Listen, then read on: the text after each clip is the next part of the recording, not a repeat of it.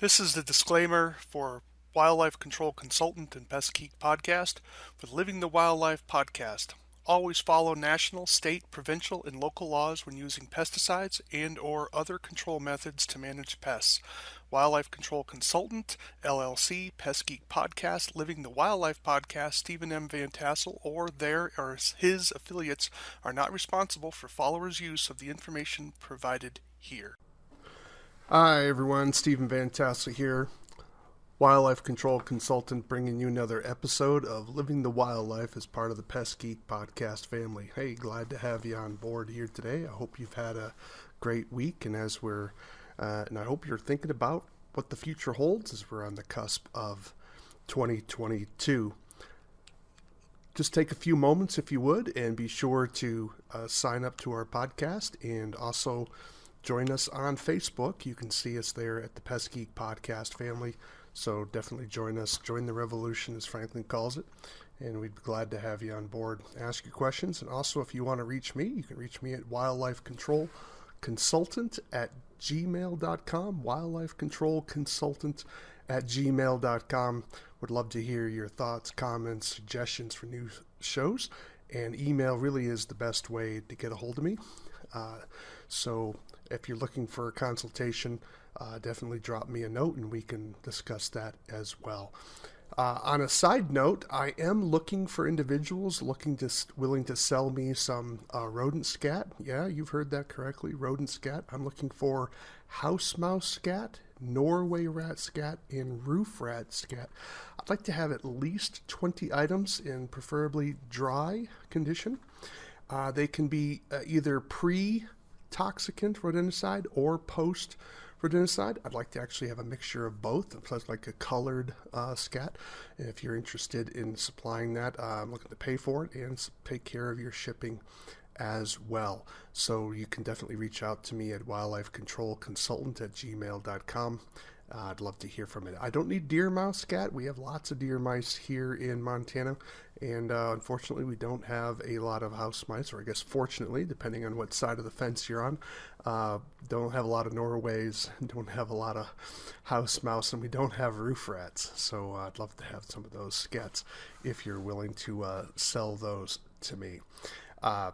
All right, well, last time we were together, we talked about the 10 best wildlife control websites, but I was only able to get through 1 through 4. So let's go over those quickly again. We have the Digital Commons at the Internet Center for Wildlife Damage Management, University of Nebraska-Lincoln. We have the Publications of the Vertebrate Pest Conference. And we have the International Union for the Conservation of Nature. And then lastly, we talked about the update, or at least the chapters that were updated for the Prevention Control of Wildlife Damage, often known as like the Bible of Wildlife Control. And I told you that there are a number of chapters. I think we have probably 25, maybe 30 chapters that have been updated. I know I was involved with 4 of them. Very proud of that. You can find those publications available at the link above there. So now we're in number 5. Just a reminder, these numbers are not necessarily in order of priority. Okay, so I had to order them one way or another, and so this is the easiest way. But don't necessarily think that number 1 is better than number 2. Okay, it's not that kind of sequential. I think that's called cardinal numbers. Okay, so it's or ordinal numbers. It's not an ordinal number, it's just a cardinal number. We just have to put a number to it just to kind of put it in sequence. All right, the next particular site, let me kind of pull that up for us here, is going to be the Human Wildlife Conflicts at the Mississippi State University. Again, this tends to be a rather academic type site. However, those of you who are dealing with some big issues that are often hitting agriculture will find this to be useful. Wild hogs, information here on wild hogs, Asian carp, avian influenza, if you want to take a look at what that can do. That's a big concern. That's one of these days it's going to erupt and it's going to do a crossover for us. We've already in the COVID pandemic, of course, but we also have to look at things that are actually caused by nature without human intervention. I believe that COVID was human developed, but there's certainly going to be, I'm sure, a debate about that.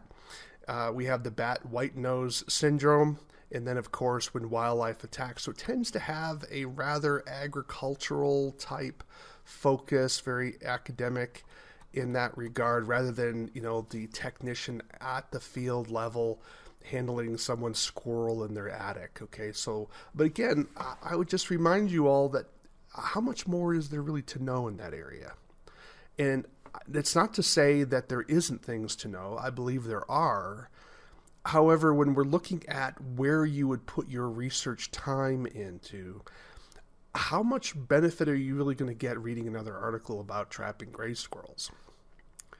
So if you have to be looking at wildlife resources in the sense of where are you looking to expand your business. And so sometimes you have to be looking at the horizon and saying, is it likely that wild hogs are going to reach my state? Are they in your state already? Are you servicing those clients? Are you allowed to service those clients? Are you pushing? And if that happens, do you know how to identify their damage? How about Asian carp? What happens if Asian carp gets into someone's private pond, for instance? Do you know how to handle that? So there's a variety of ways to use this information and try to read before a new issue hits you, for example. Even understanding about avian influenza can be helpful in that regard. All right, so that's basically the Mississippi State's human-wildlife conflicts, and let's take a little quick look at some of their research areas.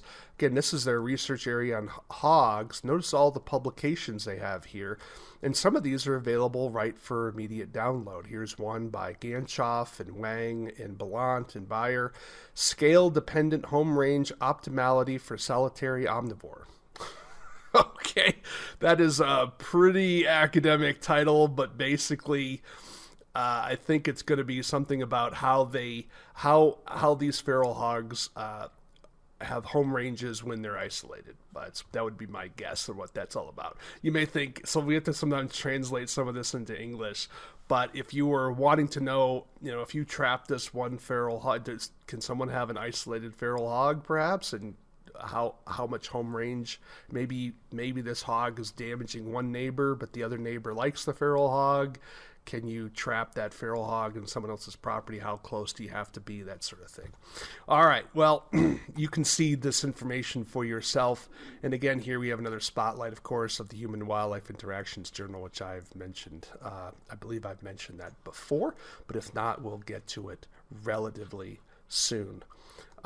So now we have our next particular site, Inspectopedia. This website, I'm telling you, wow. It is an absolutely an amazing place. If you're not familiar with it, let me encourage you to check it out. It is like drinking through a fire hose of information. Inspectopedia.com. As the name sounds, it is how to inspect structures as if you were a home inspector. And you say, well, I'm not a home inspector, Steve, and I do wildlife control or I do pest control. I totally get that. But what you're looking for here is how to identify problems in structures so you understand air conditioning, heat pump systems, wildlife damage prevention for homes, how to understand mobile homes. Because if you don't understand the structure that you're dealing with, you're not going to understand how that animal is going to behave within that structure. Can you drill through that wall? How do you drill through the wall without making sure you're not going into an electrical wire? Or at least you probably can't be sure to be certain. However, you can reduce your risk, because if you're like, well, did the electrician follow standard electrical practice, for instance? Do you know what standard electrical practice is? Do you understand chimneys? I've done presentations on a chimney several weeks ago.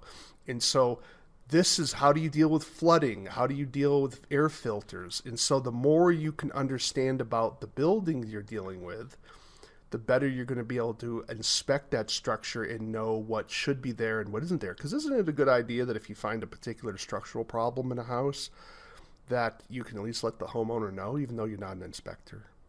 Nothing wrong with that. mean, things about septic systems and solar energy. Let's take a look. Let's take a look at the structural one. All right, we're going to close that. So now we're going to building structures. Again, he has a lot of ads here because this is free. Okay, in the sense there's no charge for you, so he has to make his money one way. So don't hold that against him. But here he has diagrams on housing structures, and you just keep reading down here. A ton of links. Adobe, different types of instruction. Adobe construction, architecture, building component ID, how to name different things. You do a training with your people on what things are named as, so that you standardize your lingo for your literature. Remember, when it comes to a lawsuit, are you prepared to talk competently about what your knowledge is? And if you're using the same lingo all the time, that strengthens your case because there's consistency in your inspection process. Okay, so this site is truly amazing. I would encourage you just to take, some time when you're, getting your oil changed for your business. Just check this place out. It is truly amazing. And I would suspect you're going to be able to really understand and expand your knowledge of homes and structures and terminology and all kinds of stuff. It is an amazing site. So I think if you're going to find anything you want to learn about how to inspect homes, this is the site to at least you need to touch base with. Let me click this other one on forensics. Forensics in buildings. And so how to deal with building failures. Have you ever walked out on a deck or a porch or a balcony and like, is this safe? Well, this is information on how you would determine, structural stuff like that. Remember, you need to be thinking about these things. Just because I was walking in an attic once, going from joist to joist, and I'll tell you, I think I was foolish to do it because there was some give in that, and it was a very old building, and it had huge ceilings. I think they might have been maybe 15, 20-foot ceilings, and it had like a balloon type attic, and it was massive. And I'm walking across this thing, and it was giving, and I'm saying to myself, could that have broken? Could I have fallen through and plummeted 15, 20 feet down? I think so, yeah. You need to be learning about some of this stuff, right? So you may not have done anything wrong, but if the structure itself gives way, that is a huge, huge problem. But anyways, check this site out, inspectopedia.com. Again, it is just an amazing site. He even has a search area, so if you have a particular term you want to look into, you can definitely check that out. All right, so let's move on here. Let's go on to number 7. Human-wildlife interactions. Okay, I've mentioned this before. I didn't talk about it yet other in any detail, but let's check out this particular journal.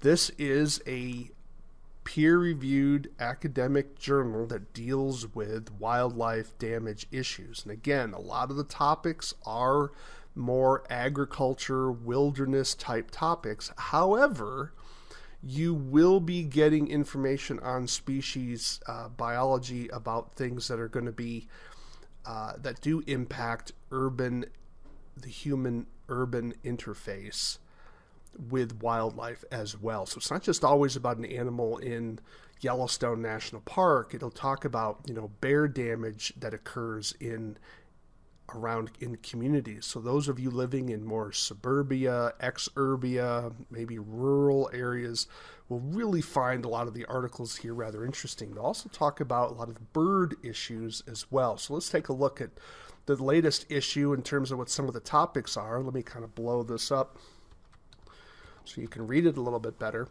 Here we have a profile of wild pig hunters in Texas. And you say, why would I care about wild pig hunters in Texas? Well, are they potential competition? Is this someone that you would want to necessarily hire? How would you find the person? What are characteristics? If you wanted to hire someone, let's say your company got a big contract to remove feral hogs, what kind of person would you want to hire for that? Well, this is an article you'd want to read it for that, right? Hunter motivations and use of wild pigs. Does hunting affect behavior of wild pigs? There's a big debate about, maybe not too big of a debate, but there's some thought that states shut down hunting of pigs, partly because they don't want to create the hunting culture, but also there's the notion that if you shoot a pig, it causes the sounder to scatter, and it makes them harder to control. Is that true? Well, I would assume that article delves into that. Wild boar issues in other countries, which can be rather interesting. You might see techniques and tactics that are used elsewhere that maybe haven't been found in the United States yet. And then it has research articles and notes.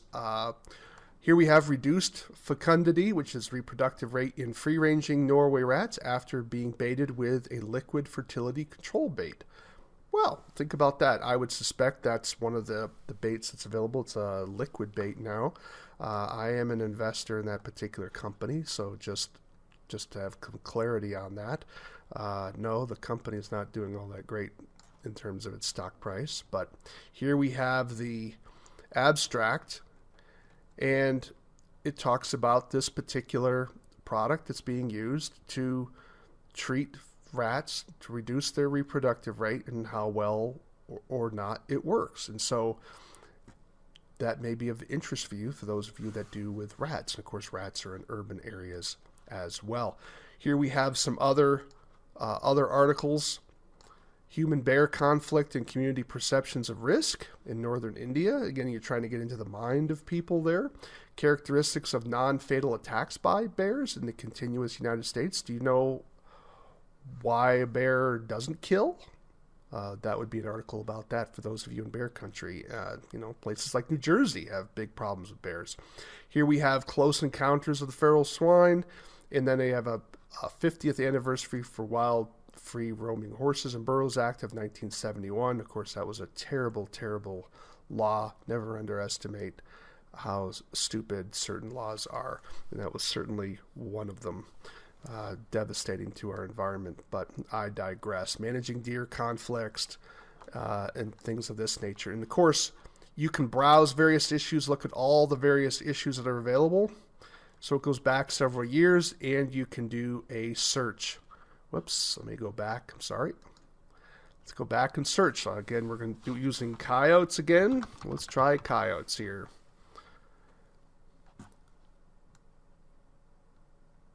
All this information on coyotes. Here we have evaluating lethal and non-lethal management options for urban coyotes. Do you deal with urban coyotes? Does non-lethal work?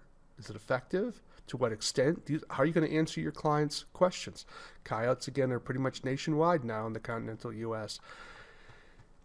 Here, what happens when you remove a coyote? Do you have the ability? Because these are often political issues, and are you able to answer those types of questions? How about rappel? Does rappel work as a coyote repellent? I don't think it's registered for coyotes, but these are sometimes some research that's been used because you may find customers using stuff just because they have nothing else to do.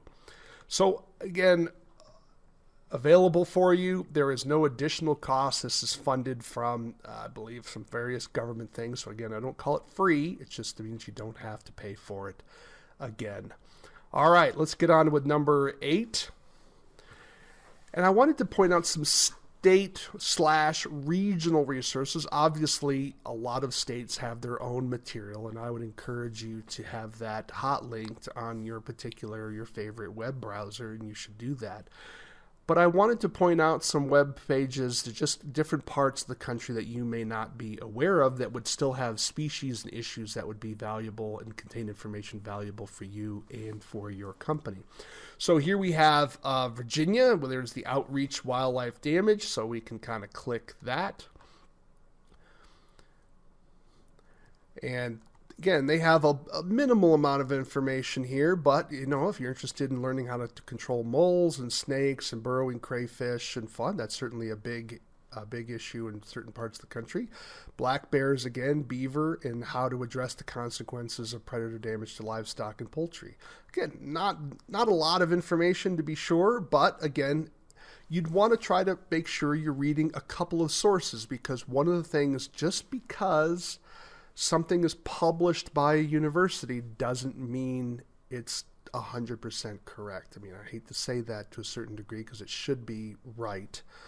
However, the reality is when it comes to wildlife control, a lot of universities rely on people whose specialty is in bugs.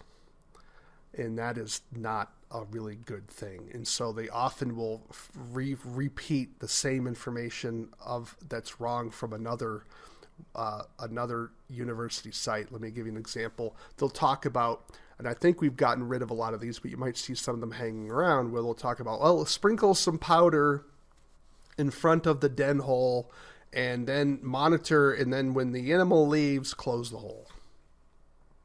Now, I haven't found anyone who's been able to do that successfully. So it's silly. That's the kind of error we're looking at. Or they'll talk about doing something, they'll just let the animal go free, or they won't mention how to dispatch it. Right? There's just another big error. The publications I was involved in, we talked about how to kill it.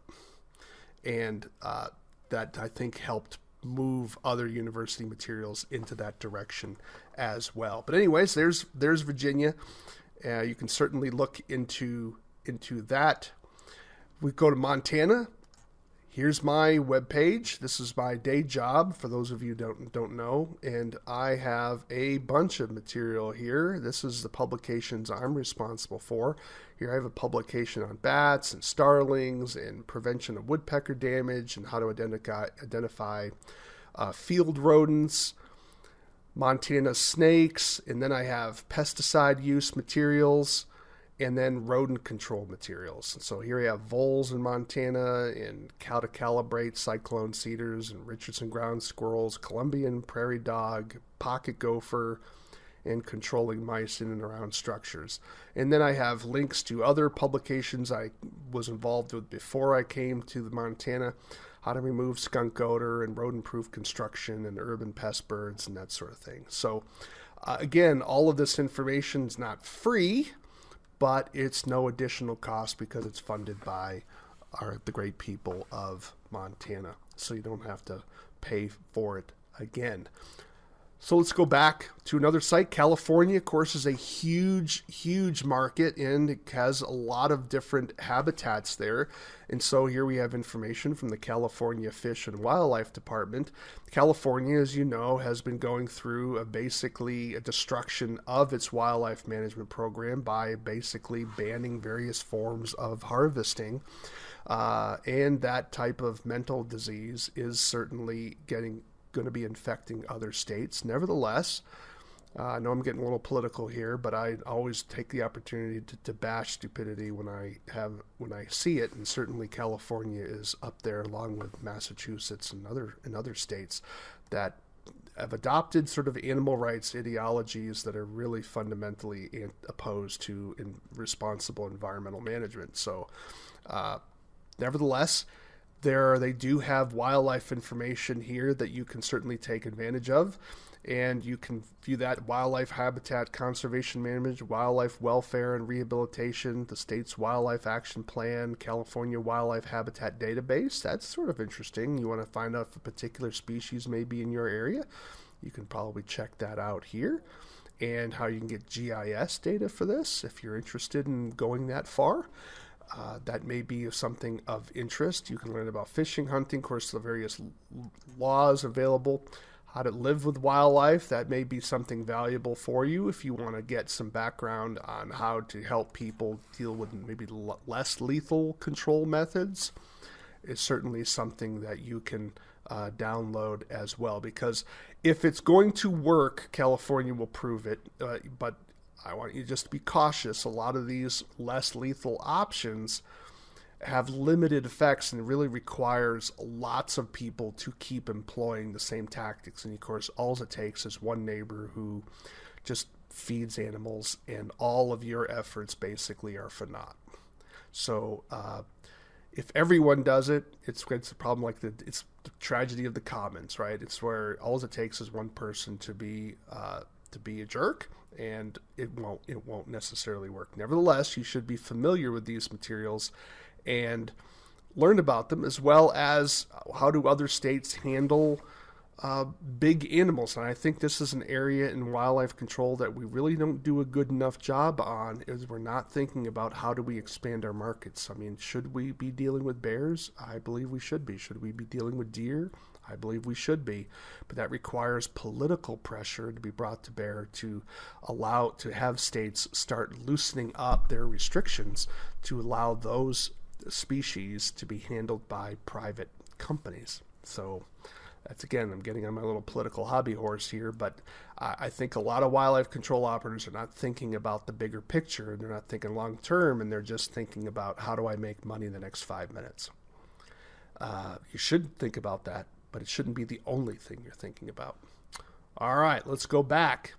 So we have Texas wildlife. This is rather interesting. This is a pretty powerful site. Again, Texas is another massive state.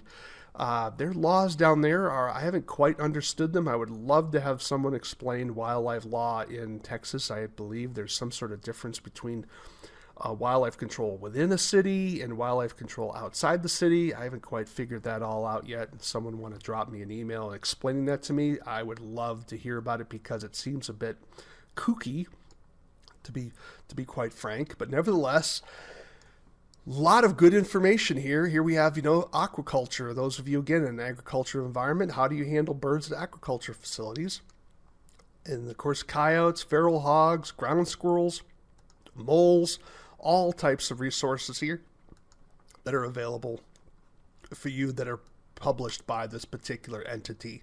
And so these can be training materials used for your employees should you decide to do that. Here we have stuff on woodpeckers. I know I used I believe some of their information in my publication on woodpeckers. And so they have some interesting stuff here as well. So anyways, definitely a source. Even if your state's resources aren't that good, you can definitely check out Texas A&M if you're in the area, and that's going to be a source for you as well. All right, that's enough for number 8. Let's move on to number 9. And so pesticide information. And so I know a lot of wildlife control operators don't deal with pesticides, or at least you think you don't. A lot of times you're using products as a pesticide, even though you don't think it's a pesticide. Remember, it's not in order to use something legally, it has to be properly registered with the EPA, and you have to probably be licensed in order to use pesticides on someone else's property. In some states, like Nebraska, last I knew, does allow commercial people to use repellents on someone else's property without a license, but not other types of products like rodenticides. Nevertheless, if you are not licensed to handle pesticides as a wildlife control operator, let me take this moment right now to encourage you. You need to start getting your license. Do it now. This is important. Even if you don't plan on using your pesticides, you need to get it just in case, because it gives you flexibility and another tool in your toolbox to handle wildlife control issues, or should I say vertebrate control issues. Well, one of the sites you'd want to consult to learn more about pesticides, namely, is the pesticide legal and is it registered in your state? Remember, many states, you have to have, in order to use a pesticide legally, it must be registered by the EPA. That's number one. That's federal. But the state would also require it to be registered within its own state. For example, in Montana, in order to use a pesticide product in Montana, it must be registered by the EPA and it must be registered in Montana. Now, why is this important? Because when you go online to purchase a product, you're going to get that product shipped to you, but that doesn't necessarily mean that product is legal to use in your state. I had to call a manufacturer of one particular product, and I said, your product's not registered in our state. Why is that? Why is that? And it should be. And I finally kind of had to guilt them into registering the product with our state, because I had a very strong suspicion the product was being used in our state. And certainly when the advertising's out there, it didn't say not legal in Montana, right? So don't expect these pesticide companies to do the work for you. That is your responsibility to make sure your products are legal. So how do you do that? Well, you can certainly contact your state wildlife agency, or you can go to Kelly the Kelly system here. And notice not every state is listed, but let's go up to Washington State here, and you can then do a pesticide registration search. And you can do it by, as I'm doing it here, we're going to do it by active ingredients. So I'm going to do a search on strychnine.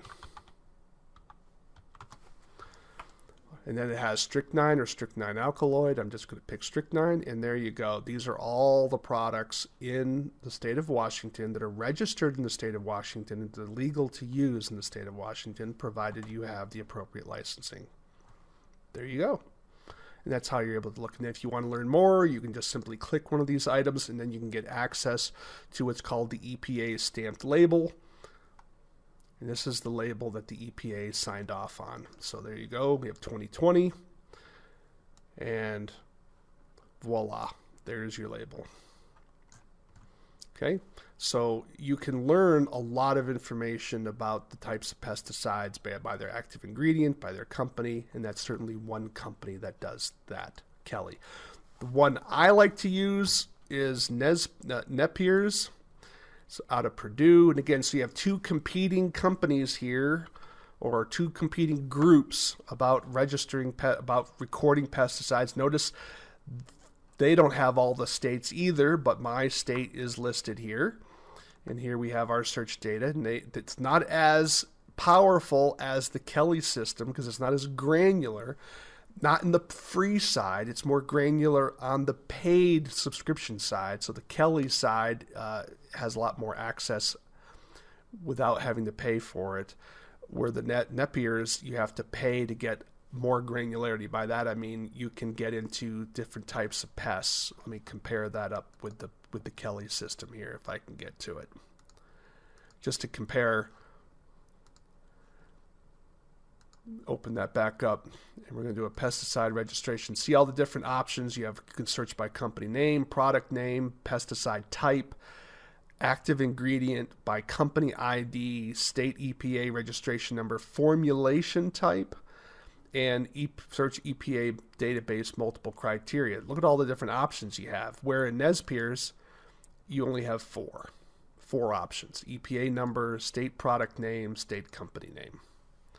Now, if you pay a subscription, and I'm not suggesting that you do that, but if you pay a subscription, you get additional options down the road. But anyways, let's take a look here at active ingredient. Let's look at strychnine.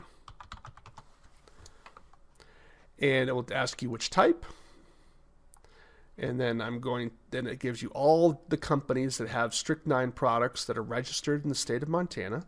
And then you can click that particular company and you can see, voila, Martin's Gopher Bait 50R, and one is restricted, one is not restricted. And you can click here and get the pesticide label. It's the EPA stamped label, and there you go.